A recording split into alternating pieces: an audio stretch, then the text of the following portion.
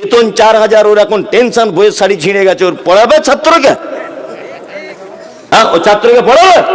বলছে আমাদের ইমাম সাহেবের নামাজে খুব ভুল হয়। এমনি তো ভুল হবে, ওর ভুল হওয়া ফরজ। ও তো এমনিতে ভুল হবে ওর ইমাম সাহেবের নামাজে, ভুল হবে না? 3500 টাকা বেতন দিয়ে বলছে ভুল হয়ে যাচ্ছে বারবার। তুমি আর কত ভালো নিবে এর থেকে? আমি হুগলিতে একবার ইমামতি করেছিলাম, বুঝলেন তো? ইমামতি করেছি তো একজন মাস্টার মশাই, উনি মসজিদের দায়িত্ব ছিলেন। আমার বেতন ছিল 2800। তা আমি গিয়ে বলতাম যে মাস্টার মশাই, বাড়ি যাওয়া আসায় 300 টাকা খরচা হয়ে যায়, আর কিছু অন্তত বাড়ান। তখন প্রথম ফারেক হয়ে এসেছি। তা বলছে না, আপনাদের টাকায় বরকত হয়। বাহ, ভালো বুদ্ধিতে, শর্টকাটের বুদ্ধি নিয়ে। ওর বেটা চাকরির পরীক্ষা দিয়েছে, একদম বাস্তব চাকরির পরীক্ষা দিয়েছে, আর আমাকে 200 টাকা দিয়ে বলছে মৌলী সাহেব একটু দোয়া করবেন যাতে চাকরিটা না আটকায়। আমি দোয়া করে দিয়েছি, যা করেছি মনের ব্যাপার। মাস্টারের সামনে ডাইরেক্ট বলে দিয়েছি, আল্লাহ আপনার ছেলে চাকরি দিক, তবে বেতন যেন আমার মতো হয়। তখন মাস্টার বলছে কেমন দোয়া করলেন? বলছি কেন, আমার যদি 2800 টাকায় চলে, আপনার বেটা চলবে না কেন? বলছে না, আপনাদের বরকতের টাকা। তাহলে এক কাজ করবেন, আপনার ছেলের প্রথম বেতনটা আমার সঙ্গে পাল্টাপাল্টি করবেন, বরকতেরটা আপনি নেবেন, কেমন হবে? নাম কি? বিদ্যা। শিক্ষা কার নাম? শিক্ষা হচ্ছে সেইটা যেটা জানার পরে আপনার ছেলের ভাষার পরিবর্তন হবে, আপনার বেটির রাস্তায় চলার পরিবর্তন হবে, আপনার বেটার খাদ্য রুচির পরিবর্তন হবে, আপনার বেটার চোখের দেখার রুচির পরিবর্তন হবে, আপনার বেটার ভদ্রতার পরিবর্তন হবে, আপনার বেটার কথা বলার একটা এক্সপিরিয়েন্স বাড়বে বা কমবে, কিছু একটা হবে। এর নাম শিক্ষা। শিক্ষা মানে সেটা যেটা মানুষ অর্জন করার পরে তার নিজের শারীরিক, সামাজিক, পারিবারিক, ব্যক্তিগত সমস্ত ব্যাপারের পরিবর্তন ঘটে যাবে। এর নাম শিক্ষা। খুব আস্তে আস্তে করে শুনুন, আমি এখনো মেন জায়গাগুলো যাইনি, দেখবেন কোন দিকে যাব। ওষুধ তো তারপর আছেই, একজন বুঝতে পেরে গেছে। এক, তাহলে শিক্ষা বলে দিলাম, আর বিদ্যা কাকে বলে দিলাম। নাম্বার 2, শিক্ষা 2 ভাগে বিভক্ত। কয় ভাগে? 2 ভাগে। এক দুনিয়াবী শিক্ষা, আর একটা দিনী শিক্ষা, তাই না? এখন আমরা বেশি কম্পিটিশনে নেমেছি কোনটাতে? দুনিয়াবী।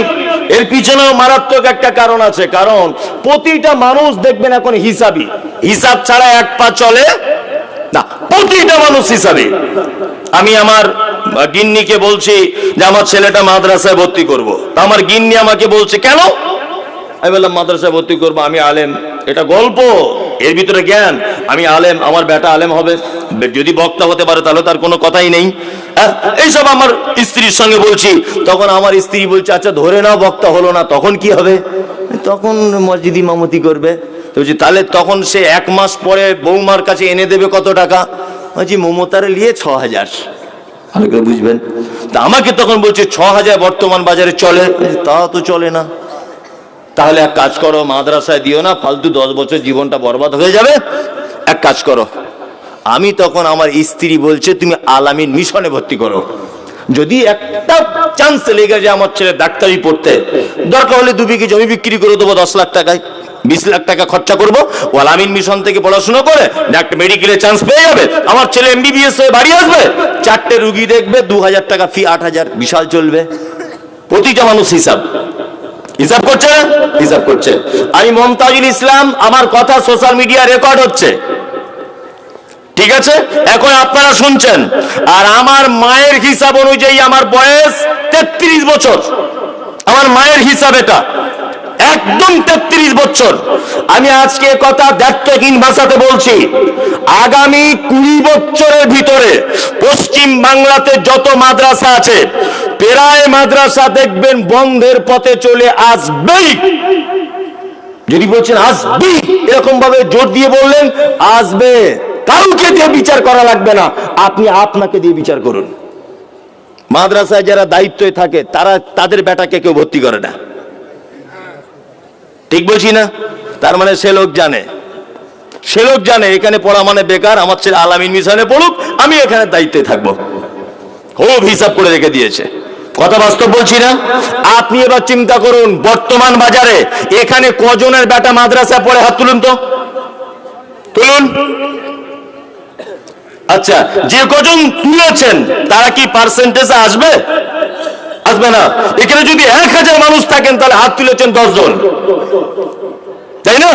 তাহলে আমরা সবাই হিসাব করতে শিখেছি যে আমার বেটার ভবিষ্যৎ কোথায় গেলে লস, আমার বেটার ভবিষ্যৎ কোথায় গেলে লাভ। এমন একটা দিন আসছে, আমি তো এটা বলে দিয়েছি আগেও, আজকেও বলছি, যে পশ্চিম বাংলার মাদ্রাসাগুলো বর্তমানে টিকিয়ে রেখেছে ঝাড়খণ্ডের ছাত্ররা আর ঝাড়খণ্ডের মৌলভী সাহেবরা। দেখুন আপনি খোঁজ নিয়ে, যত ছাত্র মাদ্রাসাতে তার 80% ঝাড়খণ্ড বিহারের, বাঙালির খুব কম। কারণ বাঙালি হিসাব করতে শিখেছে, আমার ছেলে মৌলভী হয়ে কত টাকাই বা কামাবে, আমার ছেলে যদি বড় ঠিকাদার হতে পারে এখন প্রত্যেক মাসে 30-40 হাজার, তাই না? তার মানে আগামী এমন একটা দিন আসছে যে আস্তে আস্তে মাদ্রাসা মসজিদের প্রতি মানুষের অনীহা সৃষ্টি হচ্ছে। তার একটা কারণ, আপনি বারবার আপনার বেটাকে আপনি কি করবেন? মসজিদের ইমাম সাহেবের সঙ্গে একবার ভেরিফাই করবেন, আপনি মাদ্রাসার একটা শিক্ষকের সঙ্গে একবার যাচাই করবেন যে আমার ছেলে যদি এই পজিশনে আসে তাহলে ওর বেতন 6000 কি করে চলবে। হিসাব করবো কি করবো না? ওই জন্য বলছি, অন্ততপক্ষে মাদ্রাসা মসজিদে যারা কাজ করে এদের পর্যাপ্ত পরিমাণে বেতন দিতে হবে। কি বললাম বুঝলেন? মাদ্রাসায় পড়াশোনা ভালো হয় না পশ্চিম বাংলাতে, ওই জন্য দেখবেন এখানে পড়ার পরেও চলে যাচ্ছে ছাত্র উত্তরপ্রদেশে। ভালো করে বুঝবেন, পশ্চিম বাংলার ছাত্ররা, আনারুল হক ফাইজি নাম শুনেছেন? জানেন তো? ও পড়াশোনা করেছে কোথায়? জামিয়া ফাইজিয়ামে। আব্দুল্লাহ সালাফি নাম শুনেছেন? শুনেছেন তো? এখানে পড়ার পরে গেছে কোথায়? জামিয়া সালফিয়াতে। আপনাদের গ্রামে একজন আছে বোখারি, ওর বাড়ি এই গ্রামে ছক্করনগরে, কিন্তু ওর টাইটেল বোখারি, তার মানে ও পড়েছে কিশোরগঞ্জ থেকে। আপনি কোথায়? ও দাঁড়িয়াবাদ থেকে পড়েছে। তার মানে বোঝা যাচ্ছে যে বেঙ্গলে এরকম উপযুক্ত মাদ্রাসা নেই যেখানে ছাত্র উপযুক্ত হিসেবে মানুষ হবে। কারণ একটা, কারণ কি বলুন তো? কারণ হচ্ছে প্রত্যেক কোম্পানি দেখবেন তার ম্যানেজার সুপারভাইজারকে তার যেটা প্রয়োজন তার থেকে বেশি বেতন দিয়ে পোষে, যাতে তার ব্রেনে যা বুদ্ধি আছে তার কোম্পানি কি করে ডেভেলপ হবে এই ব্যাপারে তার ব্রেনটা যেন কাজ করে। আর তার পিছন টান থাকলে সে অন্য আর একটা এক্সট্রা কাজ করতে যাবে না। ওই জন্য আমাদের শিক্ষকদের যদি পর্যাপ্ত পরিমাণে সাম্মানিক যদি দেওয়া হয় তাহলে তারা নিজের মন স্থির করে তার নিজস্ব জ্ঞানটা শুদ্ধভাবে ভালো করে ছাত্রকে দিতে পারবে। ওর বেতন 4000, ওর এখন টেনশন, বইয়ের শাড়ি ছিঁড়ে গেছে, ওর পড়াবে ছাত্রকে? হ্যাঁ, ও ছাত্রকে পড়াবে? বলছে আমাদের ইমাম সাহেবের নামাজে খুব ভুল হয়। এমনি তো ভুল হবে, ওর ভুল হওয়া ফরজ। ও তো এমনিতে ভুল হবে, ওর ইমাম সাহেবের নামাজে ভুল হবে না? 3500 টাকা বেতন দিয়ে বলছে ভুল হয়ে যাচ্ছে বারবার। তুমি আর কত ভালো নিবে এর থেকে? আমি হুগলিতে একবার ইমামতি করেছিলাম, বুঝলেন তো? ইমামতি করেছি, একজন মাস্টার মশাই, উনি মসজিদের দায়িত্ব ছিলেন। আমার বেতন ছিল 2800। আমি গিয়ে বলতাম যে মাস্টার মশাই বাড়ি যাওয়া আসায় 300 টাকা খরচা হয়ে যায়, আর কিছু অন্তত বাড়ান। তখন প্রথম ফারেক হয়ে এসেছি। তা বলছে না, আপনাদের টাকায় বরকত হয়। বাহ, ভালো বুদ্ধিতে, শর্টকাটের বুদ্ধি নিয়ে ওর বেটা চাকরির পরীক্ষা দিয়েছে, একদম বাস্তব চাকরি পরীক্ষা দিয়েছে, আর আমাকে 200 টাকা দিয়ে বলছে মৌলী সাহেব একটু দোয়া করবেন যাতে চাকরিটা না আটকায়। আমি দোয়া করে দিয়েছি, যা করেছি মনের ব্যাপার। মাস্টার সামনে ডাইরেক্ট বলে দিয়েছি, আল্লাহ আপনার ছেলের চাকরি দিক, তবে বেতন যেন আমার মতো হয়। তখন মাস্টার বলছে কেমন দোয়া করলেন? কেন? আমার যদি 2800 টাকায় চলে আপনার বেটা চলবে না কেন? বলছে না, আপনাদের বরকতের টাকা। তাহলে এক কাজ করবেন, আপনার ছেলের প্রথম বেতনটা আমার সঙ্গে পাল্টাপাল্টি করবেন, বরকতেরটা আপনি নেবেন, কেমন হবে? জি, শিক্ষা 2 রকমের, একটা দিনী একটা দুনিয়াবি, তাই না? চলুন এইবার আপনাকে বলছি, দুনিয়াবি শিক্ষা এতক্ষণ বললাম, এইবার আপনাকে দিনী শিক্ষার একটু বলে দিই। আল্লাহ নবী বললেন, একজন কোরআনের হাফেজকে বলা হবে তুমি কোরআনের একটা আয়াত তেলাওয়াত করো, আল্লাহ ডেকে বলবে তুমি কে? না আমি কোরআনের হাফেজ। কোরআন তেলাওয়াত করো, ও তেলাওয়াত করবে আলহামদুলিল্লাহি রাব্বিল আলামিন। ওকে একটা তলাতে তুলে দেওয়া হবে আর রহমানির রহিম, ওকে আর একটা তলাতে তুলে দেওয়া হবে। বিশ্বনবী বলেছেন তার আয়াত যেখানে শেষ হবে তার মর্যাদা সেই জায়গাটাই পৌঁছে যাবে। তার মানে বোঝা যায় সারা পৃথিবীতে যত কোটিপতি, আমির, ধনী, যত ব্যবসায়িক, যত বড় জমিদার হোক না কেন, একটা কোরআনের হাফেজ, একজন আলেম জান্নাতের যে জায়গাটায় থাকবে 1 কোটি টাকাও যদি চক্কর না করে কেউ দান করে দেয় ওই জায়গাটায় সে পৌঁছাতে পারবে না। পারবে? কিয়ামত পর্যন্ত নয়, সারা লাইফ ভোট যদি চেষ্টা করে ওই জায়গায় যেতে পারবে না। হাফেজ যে জায়গায় থাকবে। 2, আপনি যদি মাদ্রাসায় ছেলে দেন 2 জায়গায় উপকার। আপনার বউ মুরগি পুষবে, দিশি ডিম হুজুর খাবে। বাস্তব না? আপনার বউ বাড়িতে মুরগি পালছে আর ডিম হলো ইমাম সাহেব খাচ্ছে। কঠিন আশ্চর্য ব্যাপার। ইমাম সাহেব জামার যে কাপড় ব্যবহার করে ছক্কর নগরে কোন বাপের বেটা ও কাপড় চোখেই দেখেনি, ও কোনো দোকানে খুঁজে পায় না। ইমাম সাহেব জুম্মার দিনে যে আতরটা লাগায় ও আতরেরও নামই শোকেনি জীবনে কোনোদিন। ঠিক বলছি না? দুনিয়াতে উপকার, সম্মানের চরম জায়গাতে থাকবেন, আর আখিরাতে আপনার উপকার অনেক বেশি। আল্লাহ নবী সাল্লাল্লাহু আলাইহি ওয়াসাল্লাম তিনি বলেছেন তালাবুল ইলমি ফারিজাতুন আলা কুল্লি মুসলিমিন, প্রত্যেক মুসলিম নরনারীর জন্য দ্বীনের শিক্ষা অর্জন করা ফরজ। আপনার বেটা যদি শুধু স্কুলে পড়ে, আমি একটা সমীক্ষা আপনাদেরকে দিচ্ছি, দেখুন বাস্তব হয় কিনা। কাল সকালবেলাতে আপনার বেটাকে আপনি চেক করুন, ও বেঈমান হয়ে গেছে, অনেকটাই বেঈমানের মতো। যদি বলছেন এটা কেমন কথা বললেন আপনি, অবশ্যই আপনার বেটা যে শিক্ষা অর্জন করছে কোরআনের সঙ্গে মারাত্মক সংঘর্ষ আছে, ভালো করে বুঝবেন। দ্বীনের শিক্ষা অর্জন করা ফরজ, তাই বলে আল্লাহর নবী এটা বলেননি যে অন্য শিক্ষা হারাম, এটা বলেননি। দ্বীনের শিক্ষা ফরজ মানে কিভাবে নামাজ পড়তে হয়, কিভাবে রোজা রাখতে হয়, যাকাত কতটা হলে দিতে হয়, স্বর্ণের কতটা হলে দিতে হয়, বেদাত কাকে বলে, শিরিক কাকে বলে, হারাম কি, পিতামাতার সঙ্গে কেমন ব্যবহার, আত্মীয় স্বজনের সঙ্গে কেমন ব্যবহার, এতটুকু আপনার বেটা জেনে গেলে, আপনি জেনে গেলে ইন্ন শিক্ষা ফরজ এটা হয়ে গেল। ফরজ মানে এটা নয় যে 12 বছর মাদ্রাসায় পড়ে পাগড়ি এরকম করে না নেওয়া পর্যন্ত ফরজ আদায় হবে না, এটা নয়। কি বললাম বুঝলেন? বেসিক জ্ঞানটা আপনার থাকতে হবে। আপনার বেটা স্কুলে যাচ্ছে, স্কুলে বইয়ে পড়ানো হচ্ছে ওর নাম যিশু। ওর নাম কি? যিশু। কোরআন কি বলছে ওর নাম কি? ঈসা আলাইহিস সালাম, তাই না? তাহলে কোরআন বলছে ঈসা, ও স্কুলে পড়ে আসছে ওর নাম যিশু। আচ্ছা, কোরআন বলছে ওর মায়ের নাম মারিয়াম, তাই না? আর স্কুলে ম্যারি। তাহলে কোরআনের সঙ্গে সংঘর্ষ। কোরআন বলছে ওর জন্ম হয়েছে বাইতুল লাহম, আর এ বলছে বেতেলহেম, তাই না? আচ্ছা, কোরআন কি বলছে? ফাইন্না খলাকনাকুম মিন তুরাবিন সুম্মা মিন নুতফাতিন সুম্মা মিন আলাকাতিন সুম্মা মিন মুদগা, নিশ্চয়ই মানুষকে মাটি দিয়ে সৃষ্টি করা হয়েছে। এটা কোরআন বলছে কি বলছে না? আচ্ছা, আমরা এটা ঈমান রাখি যে মাটি দিয়ে মানুষ সৃষ্টি, সবাই ঈমান রাখি, সবাই রাখি, কিন্তু স্কুলে বলা হচ্ছে চার্লস ডারউইনের থিওরি, বানর থেকে মানুষ হয়েছে।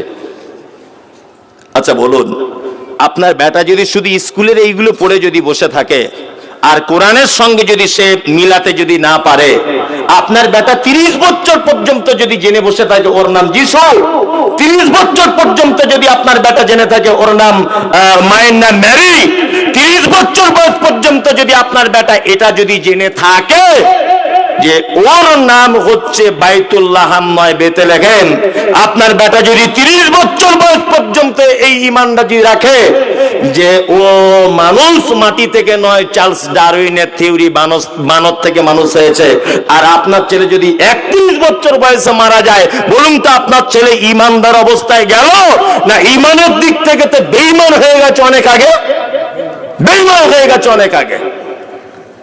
ওই জন্য আমি বলছি যে আপনার বেটা যেমন এটা শিখবে যে ওর নাম যিশু, আপনার বেটা যেন সাথে সাথে এটাও জানে ওর নাম ঈসা। আপনার বেটা যেমন এটা জানবে ওর নাম মারিয়াম, আপনার বেটা এটাও যেন জানুক ওর নাম ম্যারি।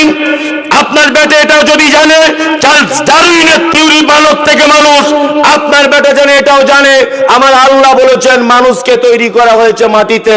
আমি চাইছি আপনার বেটা দুটোই শিখুক, একটা নিয়ে কেন পাগল হচ্ছেন? স্কুলে পড়ানো হয় না বানর থেকে মানুষ হয়েছে?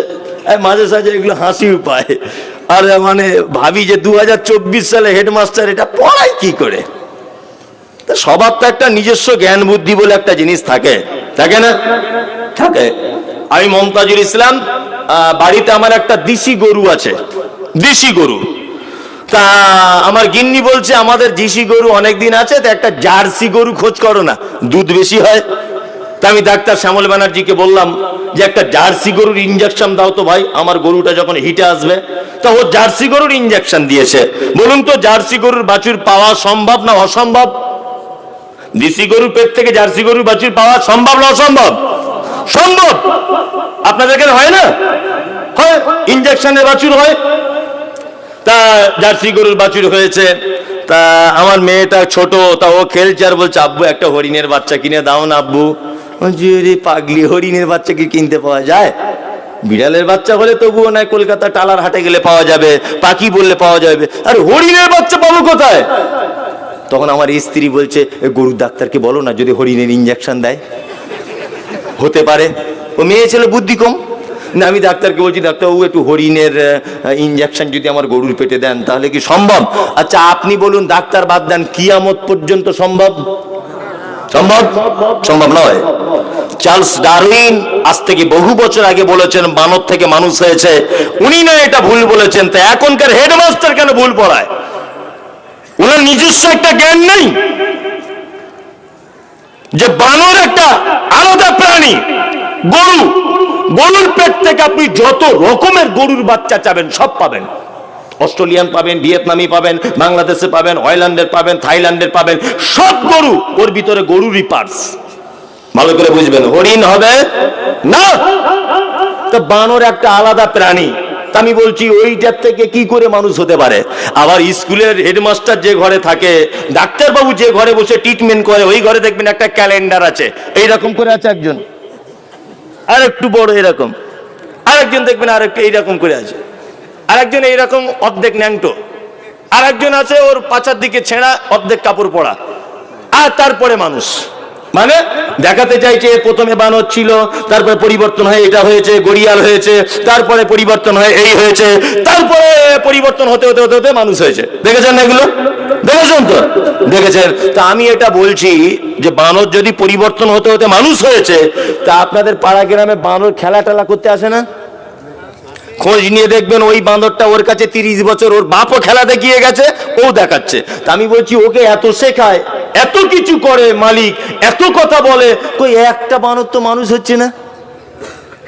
মনে মনে ভাবি ওদের কাছে থেকেও মানুষ কেন হতে পারছে না? সুন্দরবনে যে সমস্ত বানরেরা আছে, কই ওরা একদল কেউ মানুষ হয়ে যাচ্ছে না? আশ্চর্য ব্যাপার। আপনার বেটা যদি চার্লস ডারউইনের থিওরি যদি শিখে আসে আর কোরআনের থিওরিটা যদি না জানে, তাহলে আপনার বেটার ঈমান থাকবে? থাকবে? থাকবে না।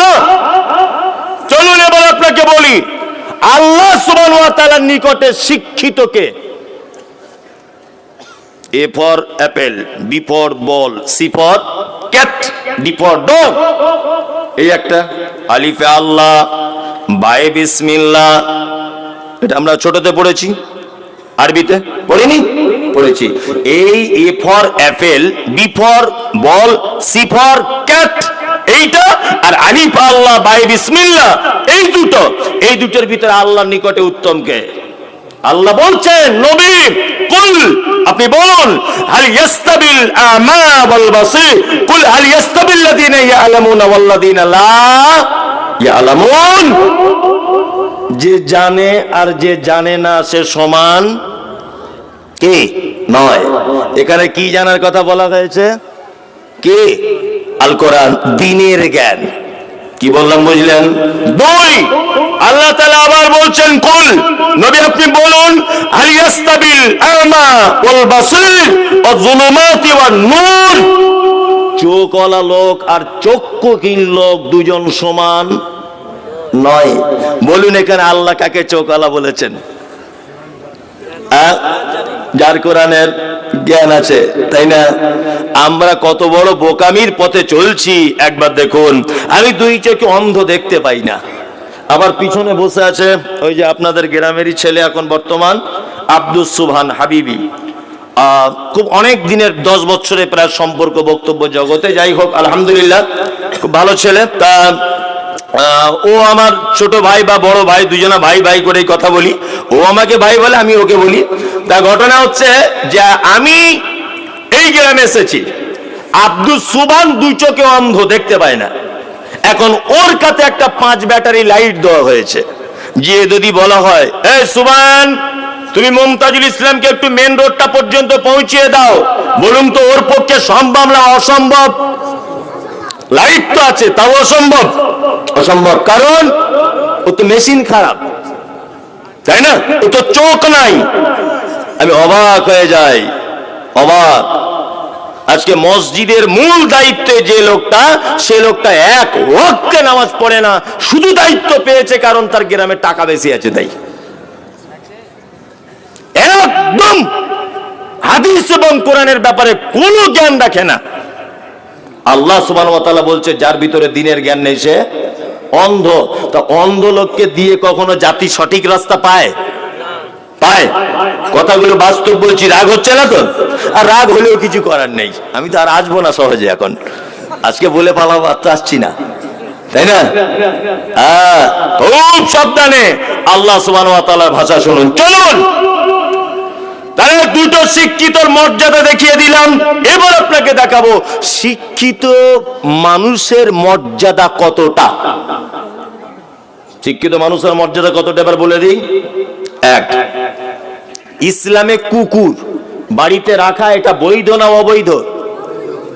অবৈধ। এখানে শায়েখরা বসে আছেন, প্রয়োজনে রাখতে পারে যদি তাকে ট্রেনিং দেওয়া হয়, প্রশিক্ষণ প্রাপ্ত কুকুর, যে এইটা আমার মাল আর এইটা অন্যজনের মাল। বাড়ির লোক ঘরে ঢুকলে এরকম করে ডাকে না, অন্যজন ঢুকলে কিন্তু ও খেপে যায়। ভালো করে বুঝবেন, তার মানে ও জানে যে এটা আমার বাড়ির লোকের ছোট বেটা, এটা আমার বাড়ির লোকেরই বেটি, এটা আমাদের ঘরের চড়ে বেড়ানো মুরগি, আর এটা অন্য লোকের মুরগি গেলেই ধরতে চায়। ভালো করে বুঝবেন। এইরকম কুকুর যদি হয়, তাহলে ইসলাম বলেছে তুমি তোমার ধানের জমিটা, তুমি তোমার পোল্ট্রির ফার্মটা, তুমি তোমার গোট ফার্মটা, তুমি তোমার গরুর ফার্মটা, তুমি তোমার বাড়ি ঘরদোর চৌকি দেওয়ার জন্য প্রয়োজনে রাখতে পারো, কোনো সমস্যা নেই। আর যদি প্রশিক্ষণ প্রাপ্ত কুকুর যদি না হয়, ওই কুকুর যদি কেউ ঢং করে বাড়িতে যদি রাখে, প্রত্যেক দিন তার আমলনামা থেকে 2 কেরাত অর্থাৎ 2টি উহুদ পাহাড়ের সমান নেকিকে আল্লাহ মাইনাস করে দিবে। তার মানে কাল সকালেই ঝাঁটা মেরে বার করুন যাদের বাড়িতে আছে। কি বললাম বুঝলেন? তার মানে মুহাম্মদ সাল্লাল্লাহু আলাইহি ওয়াসাল্লাম শিক্ষিত মানুষ তো দূরের কথা, শিক্ষিত কুকুরকে পর্যন্ত মর্যাদা দিয়েছেন। কথাটা কত দামি এটা আপনার মনে হয় মাথায় ঢোকেনি। আমি কি বলছি, শিক্ষিত মানুষের মর্যাদা তো যা আছে আছে, শিক্ষিত মানুষের থেকে শিক্ষিত কুকুরও যদি হয়, আল্লাহ নবী সাল্লাল্লাহু আলাইহি ওয়াসাল্লাম বলেছেন তুমি বাড়িতে লালন পালন করো, প্রয়োজনে কাজে লাগাও, কোনো সমস্যা নেই। এইবার আপনাকে আমি বলছি, আমরা কি বর্তমানে শিক্ষিত মানুষদের সম্মান দিয়েছি? একটু দিয়েছি? দেইনি। বর্তমান মুসলমানদের উপরে যত অত্যাচার, অনাচার, অবিচার, জুলুম, নির্যাতন, দ্বিধাদ্বন্দ্ব, সাম্প্রদায়িকতা, এক অপরের সঙ্গে ঠেলাগুচা যা কিছু হচ্ছে, তার একটা কারণ শিক্ষিত মানুষদের মর্যাদা দিতে পারি নেই।